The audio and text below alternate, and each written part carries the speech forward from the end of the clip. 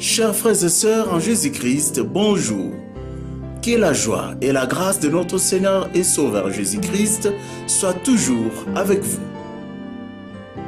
Le peuple de Dieu sait parfaitement bien que le plus grand crime contre l'humanité est le rejet du libérateur et sauveur du monde, Jésus-Christ. Mais le peuple de Dieu, principalement ses bergers, sait-il que certaines doctrines qu'il enseigne et certains comportements et attitudes qu'il affiche face aux divers problèmes de la vie des hommes empêchent les nations à connaître et à croire en Jésus-Christ et tiennent l'Église bien éloignée de son rôle de lumière du monde?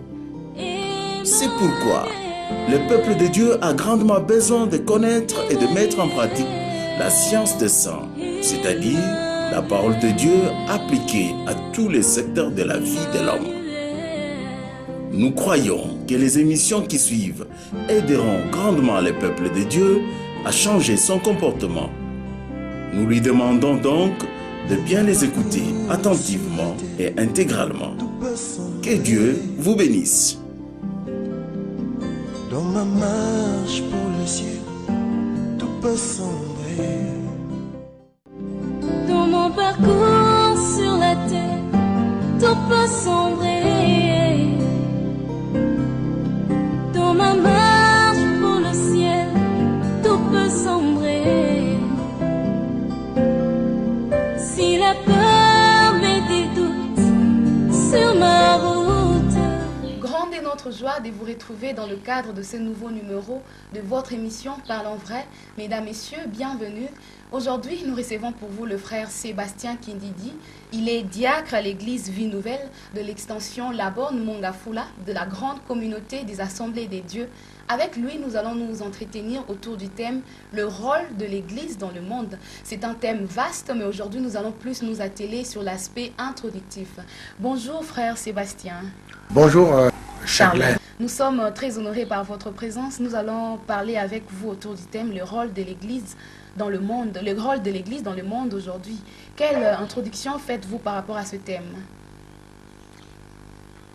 Le rôle de l'église dans le monde a été confié à celle-ci par le chef de l'église qui est le Seigneur Jésus-Christ. Vous êtes le sel de la terre, vous êtes la lumière du monde. C'est dans Matthieu chapitre 5, verset 13 à 14. Et le Seigneur ajoute, on n'allume pas une lampe pour la mettre sous un lit ou sous un boisseau, mais on la met sur un chandelier afin d'éclairer les gens de la maison. Ouais. La lumière ne peut pas être cachée. La lumière doit briller. La lumière doit éclairer les gens qui entrent dans la maison. C'est là notre rôle. Le monde est dans les ténèbres. Satan a plongé le monde dans les ténèbres. Et le Seigneur nous demande de sortir du monde, de sortir de Babylone, de la confusion, afin que nous puissions jouer notre rôle de lumière du monde. Mais comment allons-nous jouer ce rôle de lumière du monde? La lumière, c'est lui-même le Seigneur Jésus-Christ. Il dit, je suis la lumière du monde. Celui qui me suit ne marche pas dans le noir, mais il aura la lumière éternelle de la vie. Nous sommes le reflet du Seigneur, parce qu'il nous a donné son esprit et sa parole. C'est sa parole qui est lumière. La Bible dit, ta parole est une lampe à mes pieds et une lumière sur mon sentier. Oui. Psaume 119, verset 105. Je donne de temps en temps les versets bibliques afin que ceux qui nous entendent sachent que nous sommes dans la parole de Dieu et que la lumière que nous portons, c'est la parole de Dieu. La Bible dit que la foi vient de ce que l'on entend, et ce que l'on entend vient de la parole de Dieu. Si nous voulons jouer ce rôle, et nous devons jouer ce rôle, parce que c'est le Seigneur qui nous l'a confié, nous devons nous appuyer sur la parole de Dieu, qui est la lumière du monde, qui est la vérité. Et cette parole s'est incarnée. Elle est devenue chair. Elle est devenue homme. Elle s'appelle Jésus-Christ.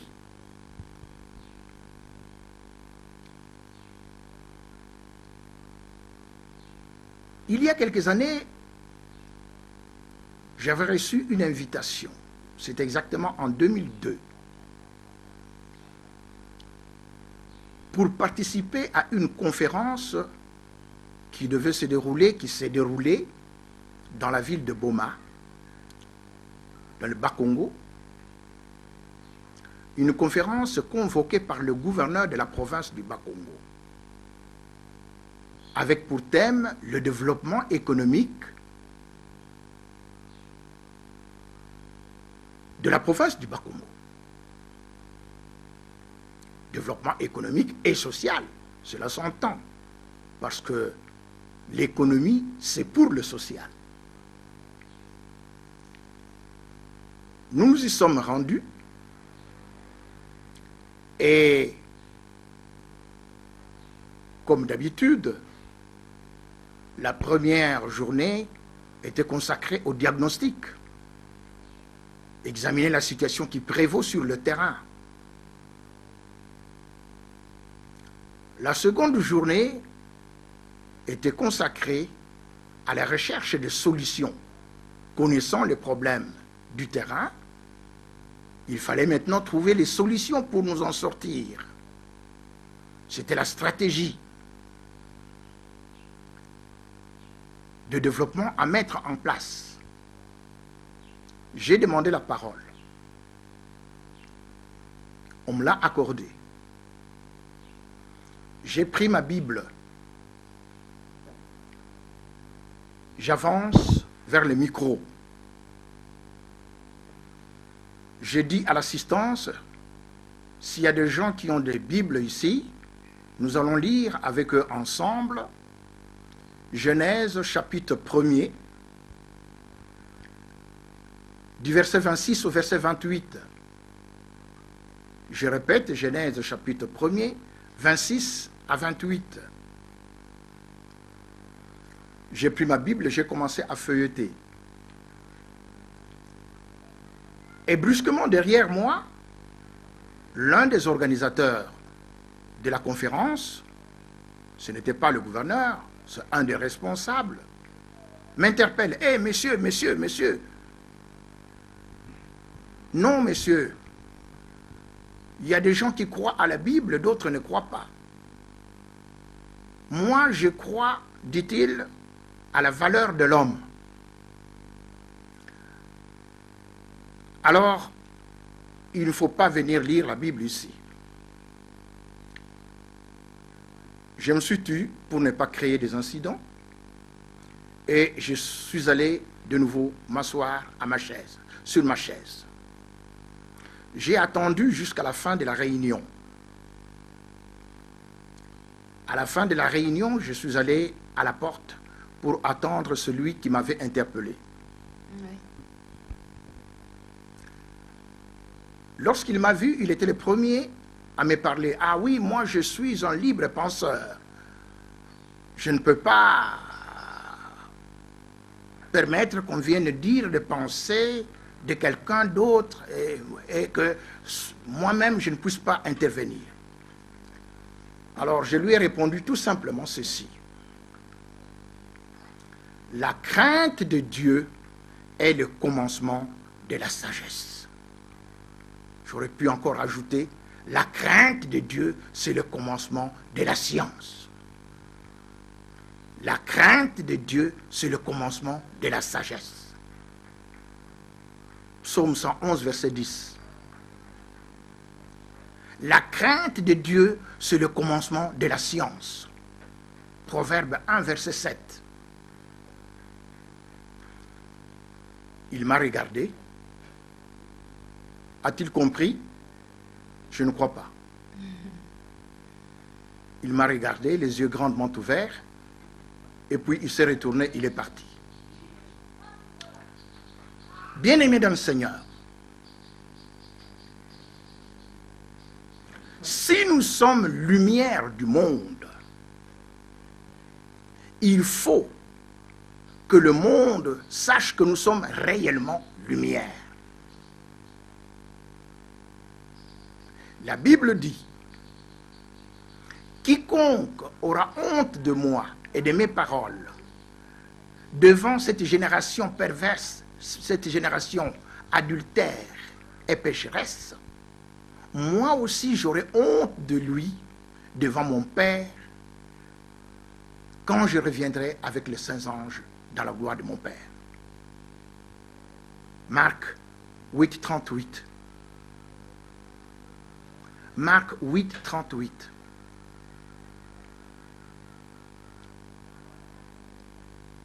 Le Seigneur parle de qui?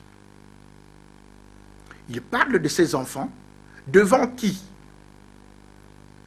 Devant cette génération pécheresse et adultère. Ce sont des païens.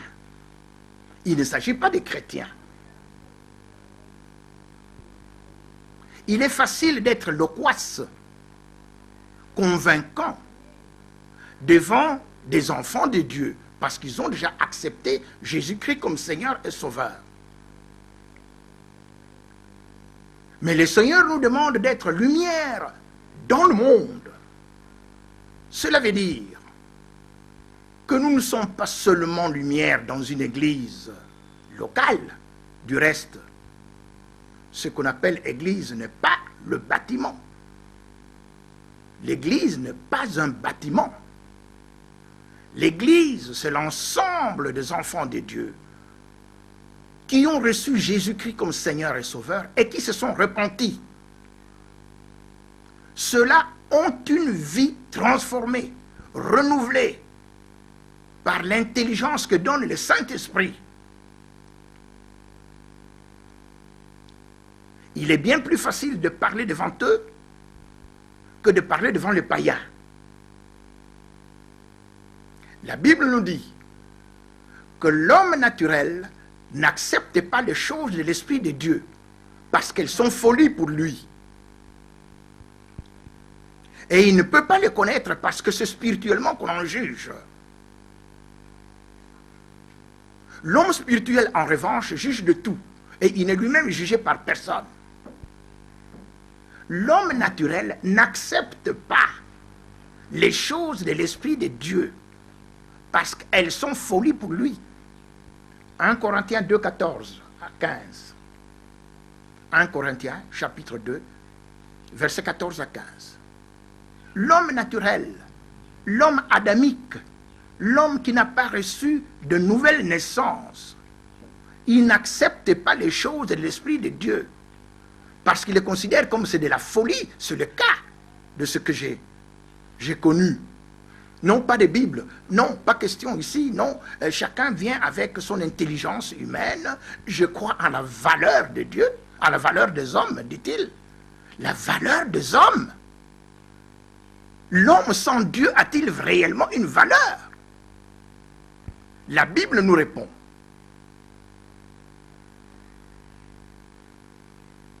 De ne pas nous confier en l'homme dont les narines ne sont qu'un souffle, dont le souffle sorte de ses narines, parce qu'il n'a pas de valeur. Cesse, mon fils, de vous confier en l'homme, dont les narines ne contiennent qu'un souffle. Car de quelle valeur est-il? Ésaïe 2, chapitre 22. Ésaïe chapitre 2, verset 22. Je vous l'ai dit, selon que l'Esprit nous conduit, nous donnerons le maximum de versets bibliques que nous puissions avoir, afin que nous restions fondés, non pas sur une intelligence humaine, non pas sur une philosophie humaine, mais sur la vérité qui est la parole de Dieu.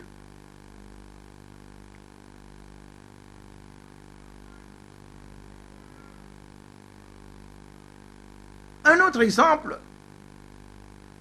de toujours l'intelligence humaine qui nous conduit, hélas, parce que ce sont eux qui occupent le poste clé de la société. Mais la Bible nous dit qu'en vérité, nous ne devons pas marcher comme les païens qui marchent selon la vanité de leurs pensées. Ils ont une intelligence obscurcie. Ils n'ont pas la vie de Dieu en eux, à cause de l'endurcissement de leur cœur, à cause de l'ignorance qui est en eux. Éphésiens 4, 17, 18. Mais qu'est-ce que nous faisons? Nous sommes derrière les ténèbres. Nous proclamons, nous sommes la lumière du monde.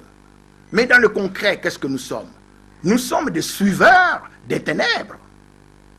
Est-ce que c'est là notre rôle? Est-ce que nous sommes bien dans la parole de Dieu?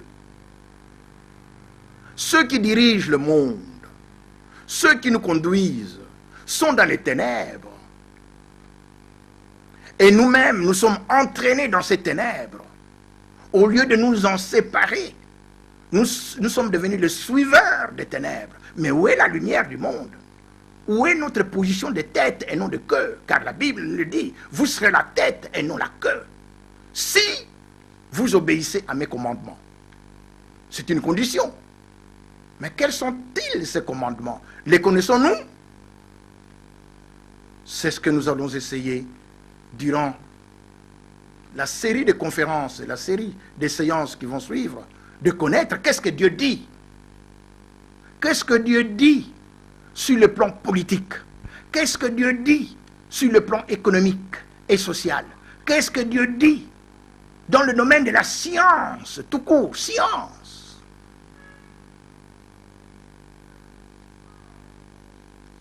Les hommes du monde nous disent, vous vous occupez de la religion, nous, la science, c'est pour nous. La politique, l'économie, les sciences naturelles, les sciences exactes, les sciences humaines, tout ça c'est la science. Et vous allez demander au Créateur, vous allez lui apprendre la science. Le Créateur du ciel et de la terre, c'est vous, hommes, qui allez lui apprendre la science.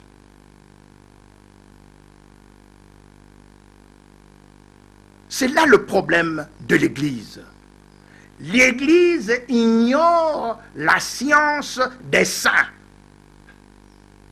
La science des saints. Quand j'ai découvert ces versets-là pour la première fois, j'ai eu à parcourir, et nous avons à parcourir beaucoup, la Bible, notamment dans le livre des Proverbes, écrit par l'homme à qui Dieu avait confié une sagesse et une intelligence hors de commun, le roi Salomon. Et on nous apprend là, dans cet ouvrage, dans ce livre, et pas seulement lui, mais aussi dans d'autres livres, la science. La Bible nous dit, le manque de science n'est bon pour personne. Proverbe 19, 2. Le manque de science n'est bon pour personne. La Bible ajoute, le juste connaît la cause des pauvres, mais les méchants ne comprennent pas la science. Le juste connaît la cause des pauvres, mais les méchants ne comprennent pas la science. Proverbe 29, 7. Proverbe 29, verset 7. Nous étudierons qui est le juste et qui est le méchant.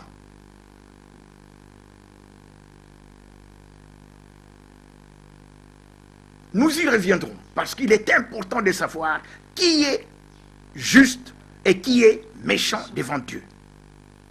Nous pouvons d'ores et déjà introduire cela, parce que nous allons parler des justes et des méchants. Oui. Si vous voulez bien, ma sœur, lire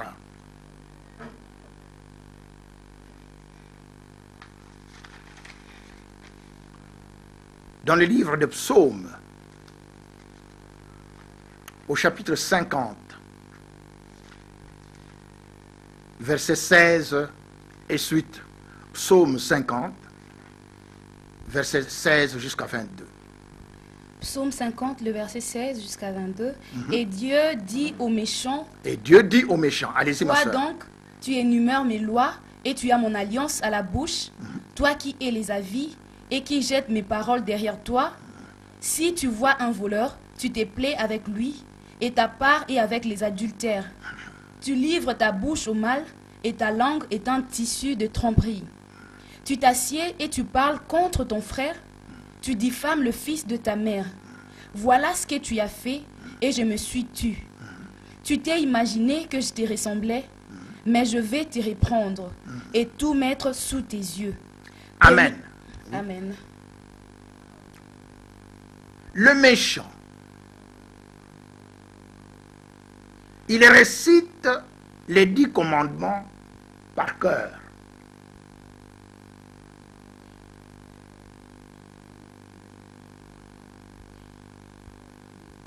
Il cite les péchés qu'il ne faut pas commettre.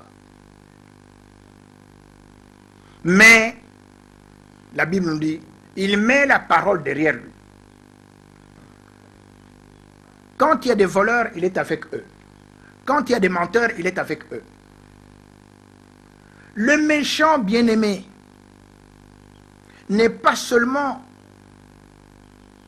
celui dont on parle à la télévision, qui vole, qui viole les femmes dans notre pays, à l'est du pays,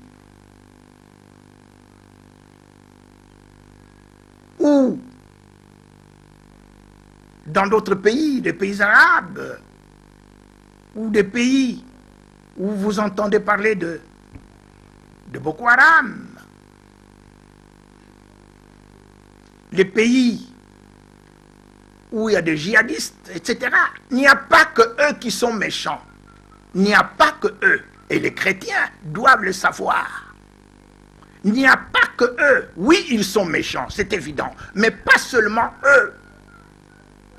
Même ceux qui récitent par cœur les 10 commandements de Dieu, c'est-à-dire des chrétiens, qui se disent chrétiens. C'est cela la religion. Vous récitez ça de bout de lèvres, les 10 commandements, on en fait etc. Oh oui, moi je suis juste, etc. Mais vous ne les pratiquez pas. Devant Dieu, vous êtes méchants. Alors qui est juste? On peut répondre par la négative, c'est celui qui n'est pas méchant. Mais qui n'est pas méchant? Et qui est juste? C'est la Bible qui nous répond. Ma sœur, pouvez-vous lire Romains chapitre 3, du verset 9, nous irons jusqu'au verset 24. Romains le chapitre 3, du verset 9 au verset 24. 24. Quoi donc sommes-nous plus excellents? Nullement. Car nous avons déjà prouvé que tous, juifs et grecs, sont sous l'empire du diable, sont sous l'empire du péché, selon qu'il est écrit, il n'y a point de juste, pas même un seul. Nul n'est intelligent, nul ne cherche Dieu, tous sont égarés, tous sont pervertis, il n'en est aucun qui fasse le bien, pas même un seul. Leur gosier est un sépulcre ouvert. Ils se servent de leur langue pour tromper. Ils ont sous leurs lèvres un venin d'aspic. Leur bouche est pleine de malédiction et d'amertume. Ils ont les pieds légers pour répandre le sang. La destruction et le malheur sont sur leur route. Ils ne connaissent pas le chemin de la paix. La crainte de Dieu n'est pas devant leurs yeux. Continue. Or, nous savons que tout ce qu'est dit la loi, elle est dit à ceux qui sont sous la loi, afin que toute bouche soit fermée et que tout le monde soit reconnu coupable devant Dieu. Car nul ne sera justifié devant lui par les œuvres de la loi, puisque c'est par la loi que vient la connaissance du péché. Continue, ma soeur. Mais maintenant, sans la loi est manifestée la justice de Dieu, à laquelle rendent témoignage la loi et les prophètes. Justice de Dieu par la foi en Jésus-Christ pour tous ceux qui croient en lui. Il n'y a point de distinction, car tous ont péché et sont privés de la gloire des dieux, et ils sont gratuitement justifiés par sa grâce, par le moyen de la rédemption qui est en Jésus-Christ. C'est lui que Dieu a destiné par son sang à être pour ceux qui croiraient, victime propitiatoire, afin de montrer sa justice, parce qu'il avait laissé impunis les péchés commis auparavant au temps de sa patience, afin, dis-je, de montrer sa justice dans le temps présent, de manière à être juste, tout en justifiant celui qui a la foi en Jésus. Amen. Amen. Qui est juste? La justice de Dieu est bien différente de la justice des hommes. Quand la Bible nous dit « Cherchez premièrement le royaume et la justice de Dieu, pas la justice des hommes. » Cherchez premièrement le royaume et la justice de Dieu, et le reste vous sera donné par surcroît. La justice de Dieu, quand Dieu parle du juste, c'est celui qui est justifié par le sang, par la foi au sang de Jésus-Christ. C'est celui-là qui est juste. Il s'est repenti. Il a cru au sacrifice expiatoire de Jésus-Christ. Et le sang du Christ l'a justifié. Il est mort pour nos péchés.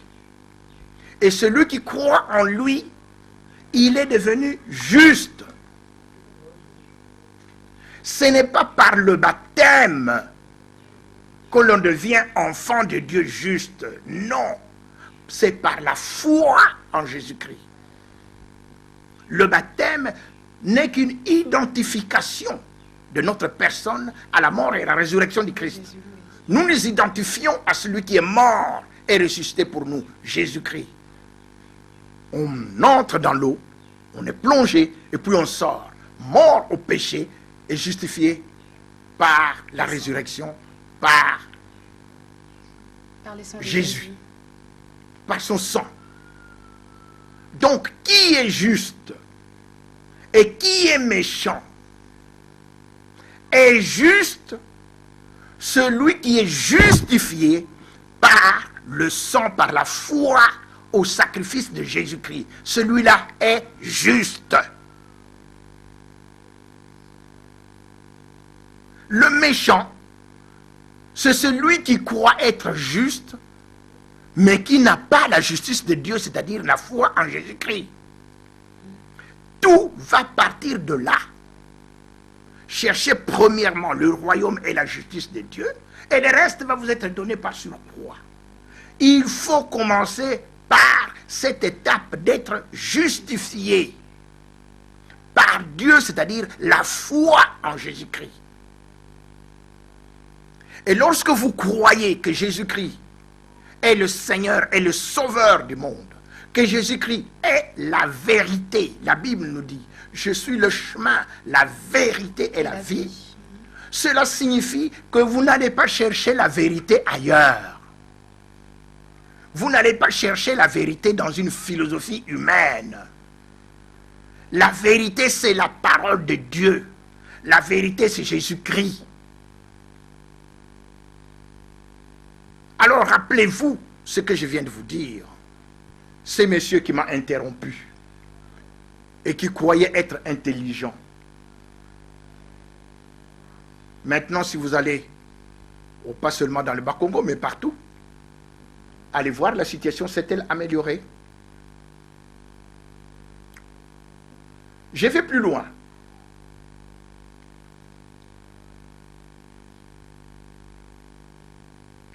En 2005,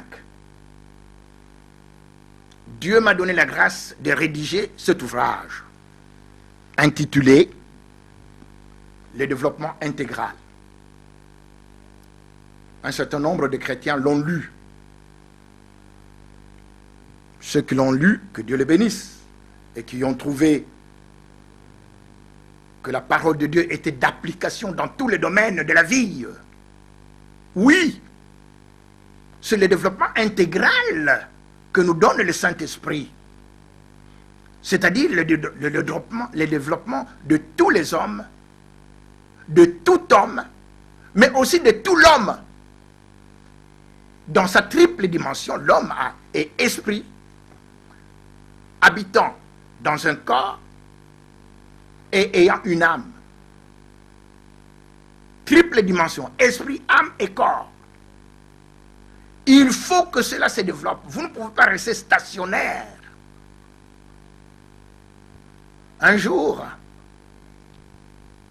un bien-aimé pasteur me disait, c'était vers les années 91, 91 ou 90, parce que c'est en 91, fin 91, que j'ai reçu Jésus-Christ comme Seigneur et Sauveur, où il a plu au Seigneur de me transformer et de parler comme je parle. Sans la nouvelle naissance, il est impossible de parler par le Saint-Esprit. Mais j'étais aussi un bon philosophe, comme tous les autres, croyant que c'est par l'intelligence humaine qu'on est capable de résoudre les problèmes. Oh, loin de là. Et le pasteur, qui nous avait apporté la parole de Dieu, nous disait, pour ce qui est du spirituel, ce sont les protestants. Mais vous, les catholiques, c'est l'intellectuel. À ce moment-là, ne connaissant pas bien la parole, je ne la connais toujours pas bien, puisque je ne suis qu'un élève à l'école de Jésus-Christ, comme tous, nous sommes tous des élèves à l'école de Jésus-Christ. Toute notre vie. Alors j'ai écouté cela. Les protestants, c'est pour le spirituel. Les catholiques, c'est pour l'intellectuel. Mais où est-ce que c'est écrit tout cela? Nulle part. Celui qui n'est pas spirituel n'est pas intelligent. Celui qui n'est pas intelligent n'est pas spirituel. Je répète. Celui qui n'est pas spirituel n'est pas intelligent. Et celui qui n'est pas intelligent n'est pas spirituel. En vérité, dans l'homme, nous dit la Bible, Job 32, verset 8, en réalité, dans l'homme, c'est l'esprit. C'est le souffle du Très-Haut qui donne l'intelligence. C'est l'esprit. C'est le Saint-Esprit. Et nous verrons comment le Saint-Esprit vient en nous. C'est quand nous sommes justes, quand nous abandonnons la vie du passé, la repentance. Et quand nous recevons Jésus-Christ comme Seigneur et Sauveur, alors lui, Jésus-Christ, va prier le Père afin qu'il nous envoie son esprit. Et c'est cet esprit qui nous transforme, qui fait de nous de nouvelles créatures.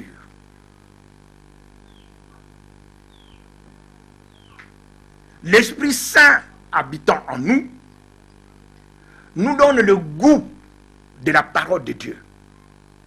C'est cela l'alliance que nous avons reçue. L'alliance d'esprit et de parole. Ésaïe chapitre 29, ma soeur, vous pouvez lire.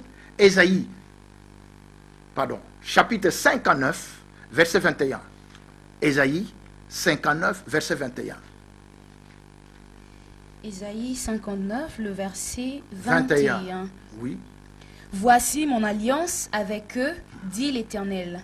Mon esprit qui repose sur toi et mes paroles que j'ai mises dans ta bouche ne se retireront point de ta bouche, ni de la bouche de tes enfants, ni de la bouche des enfants de tes enfants, dit l'Éternel, dès maintenant et à jamais.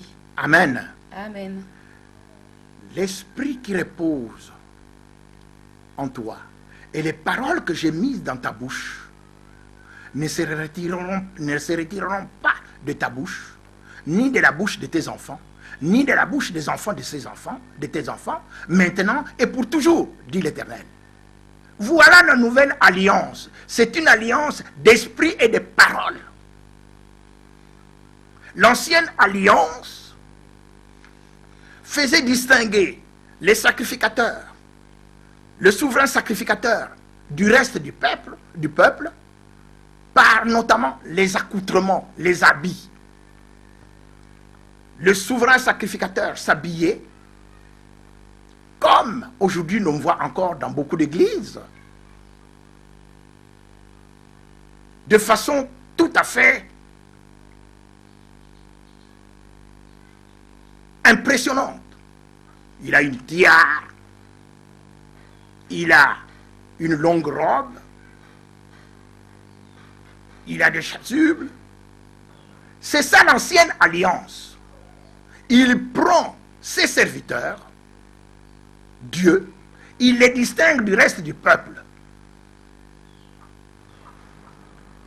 Aujourd'hui, dans la nouvelle alliance, vous n'avez pas besoin de ces mitres, de ces tiares, de ces crosses, de ces habits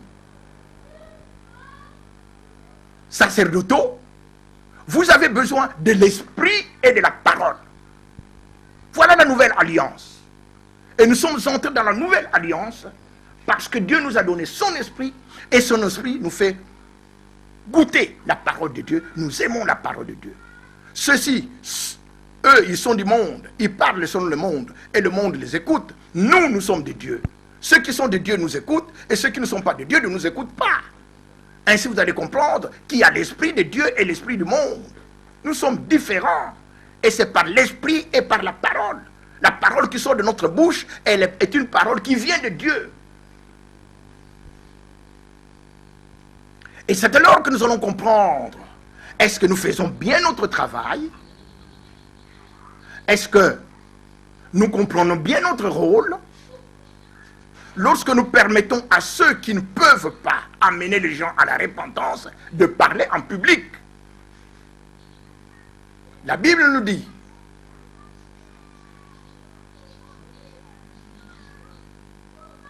la mort et la vie sont au pouvoir de la langue.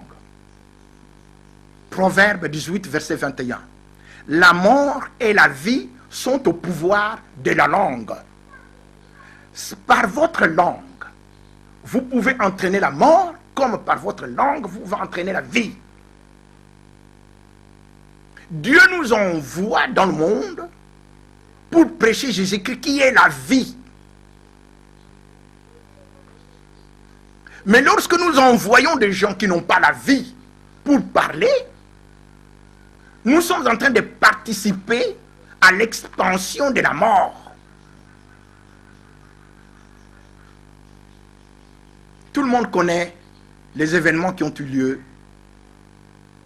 au mois de janvier en France, à Paris. Charlie Hebdo. Il y avait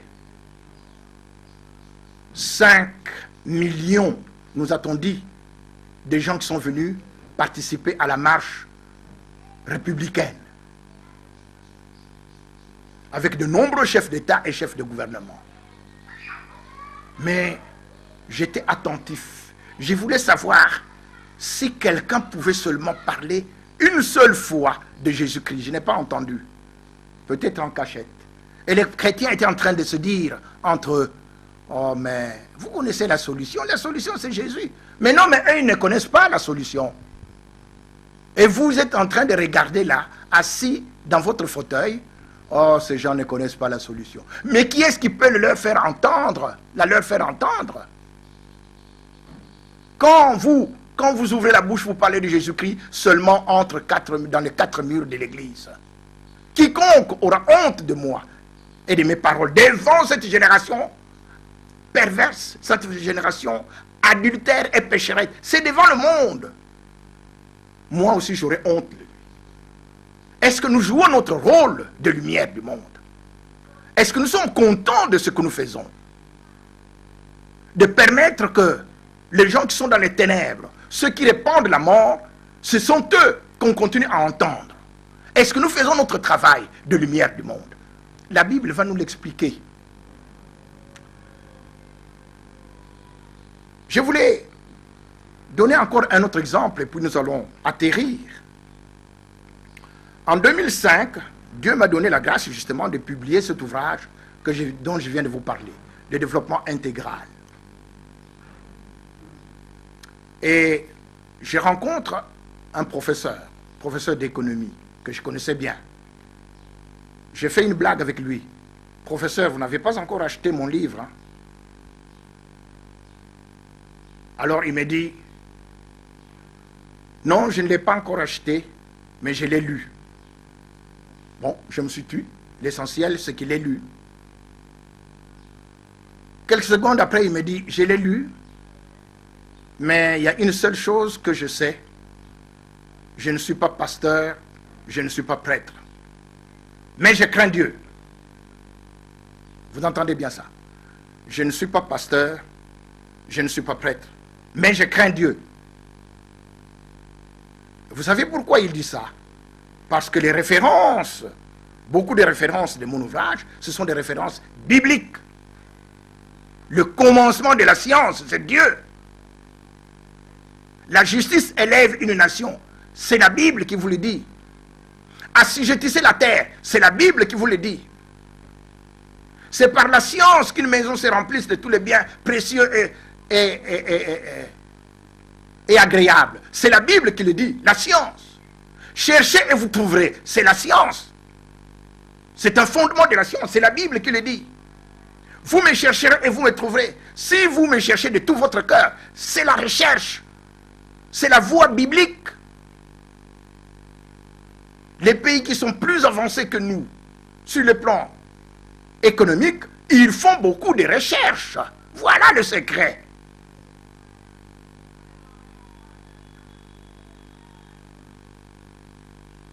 Qu'est-ce que c'est la science?